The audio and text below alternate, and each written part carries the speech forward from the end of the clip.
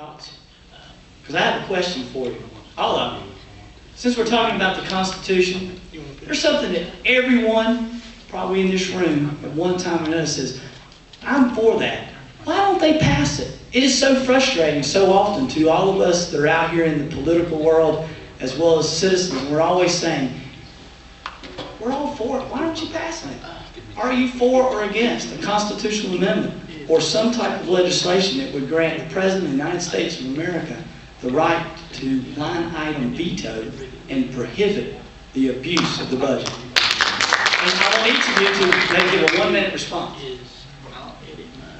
Absolutely. That would make the most important change in the federal bloated bureaucracy and bloated taxation and spending policies. 47 governors have line item veto. It's a very common power. However, the framers did not put it in the United States Constitution. And if they did, then a president would be responsible when the government goes hog wild in the money it's spending, because he had the power to deal with that and stop it. So I can hardly imagine any amendment to the Constitution which would be better for the taxpayers and for the citizens of Western Carolina than a line item veto in the hands of the President of the United States. Did you say front runner? We'll talk later. First question is because they're making decisions on the basis of their interests, not on the interests of the people of the United States or Western North Carolina. That's why you scratch your head every time there's a decision that comes out of the Congress. And I think one of the tools to fix that is to have a president that has the line item veto right on his desk and has a pen to sign it whenever he feels that way. Unfortunately, even though they talk like that, we're going to veto this bill, whatever. A lot of times they don't do that, and so a lot of pork comes through those bills, and we're back where we started from. The Congress has yet to deal with earmarks, even though the Democratic leadership made a commitment to do that. And as long as they're in charge, they're not going to fix it because they're all about big government anyway. I like the idea of a line item veto, but remember, it can work for you and against you. For you and against you. If we create it as part of a proper amendment to the Constitution, yes. But what Congress likes to do is take shortcuts around the Constitution and ignore it. And the more you ignore it, the more irrelevant it becomes. And I think that's a great concern, and there are many examples. And the one that may surprise you that I feel very strongly about is the Foreign Intelligence Services Act. At least the component that grants retroactive immunity to telecoms. I think that's an example of a shortcut, an effort to sidestep the Constitution, and I'm very much against that. I think we should do everything in our power to protect the sanctity of that document and the liberties that are attached. Thank you.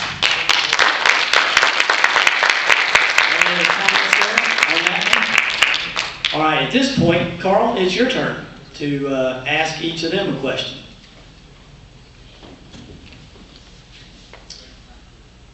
I'll ask the same question of both candidates. I believe you should crawl before you walk, and I'd like to ask both candidates on what basis do they believe that their first foray into public elected office should be at the congressional level? On the basis of the Congress as it currently exists. How hard is it to go to Congress and act like those people? I don't think it's very hard at all, but I will tell you that the reason I want to go to Congress is because I don't think we should be letting them act like they do any longer. And I believe that the reason why they do that is because they have no grounding in the real world of what America is all about. John Murtha went to Congress right after he was in Vietnam. He's been there 34 years. Do you think he represents the views and values of Americans? I don't. I don't even think he knows what goes on in America. I don't think it's a challenge to go to Congress because we don't know anything about Congress or politics, like me. I admit that up front. But I know about America, and I know about Western North Carolina, and I know what leadership is that is required to make a difference in our lives, and that's why I think I can go to Congress and work on your behalf successfully.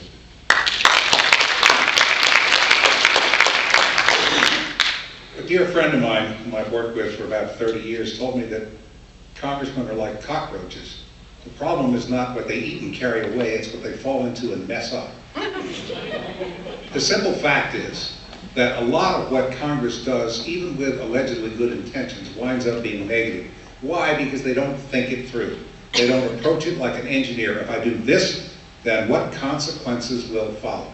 Most of the major reforms, for instance, in election funding, which is where I part company with McCain, 9 ways from Sunday, are corrections for previous reforms that failed. And why did they fail? Because nobody figured the consequences. You've got to have an intensely logical mind to make a competent contribution as a member of Congress. And I have shown that. I began as an engineer. I became, unfortunately, a lawyer. I have worked with congressmen. I've worked with senators. I've worked with presidential candidates. I've worked with 1 mayor, 19 members of the city council, and about 1,000 state legislators. I've watched what they do. And the first thing is you have to know the rules, how the game is being played, if you are going to be effective. Otherwise, you wind up being irrelevant. I will not be irrelevant. I will be effective. Before we get into your final presentation, I'm the 11th District Republican Party Chair. I have an interest in helping the survivor of the primary become the next Republican representative from Western North Carolina. And there's a lot of folks sitting out here that are the backbone of the Republican Party, and they've hung in here all afternoon through a convention, and we thank them all. But I have a question. Right now there are live feeds going, there are blogs going on, and it's live. Right now while you're doing your thing, there are Republicans and Democrats looking to us. I want to do 2 things before your final statements, and then we'll do that. This is the final question. Why are you Republican? And why should these Republicans and the ones that we're watching right now, and why should Democrats who may be watching right now, why should they vote for you as a Republican, and why should they vote Republican? Each of you 1 minute. Very simply, I believe the Republican principles come closest to representing the vision and dream of the Founding Fathers. I find our past grounded in those principles, and our best hope for a future for our children and grandchildren both grounded in those principles. And that's the same reason that I believe others should support the Republican platform and Republican candidates. It's the reason that I will do that going forward. Thank you. I'm a Republican and always have been because I believe that the principles of the party are reflected in the Constitution. You know, freedom, democracy, individual responsibility, all those kinds of things. I really believe that that's what this country is all about and what makes it great along with that. That's why I'm a Republican, and I take it seriously. But I also know that the job of a congressman is to work with and support the efforts to improve the lives of everybody he or she serves. And that means regardless of party. And so it's not just about being a Republican. It's about being a citizen of Western North Carolina and working together with other citizens of Western North Carolina in a joint effort to improve our lives. And I think that's why anybody should be interested in what I have to offer. I resent it very deeply when the Democratic Party tries to claim Thomas Jefferson. He created a party called the Republican Democratic Party that existed just for the 8 years of his administration. And I stand with him on several key points. First of all, he said that government decisions should be made at the lowest possible level, closest to the people who have to live with the consequences. We don't do it that way. We should. Second, he said that government is best which governs least.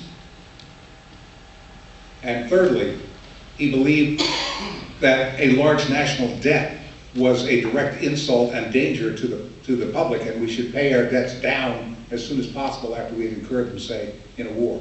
Jefferson was the first Republican, and I stand with his principles. But the interesting thing is, at least half of the Democrats who live in this district also stand with Jefferson's views, not with the large government, large tax, large spend. And the same is true of the independents. So I think that's the natural point where the people in Western Carolina fall, and that's where I stand as a Republican. At this point,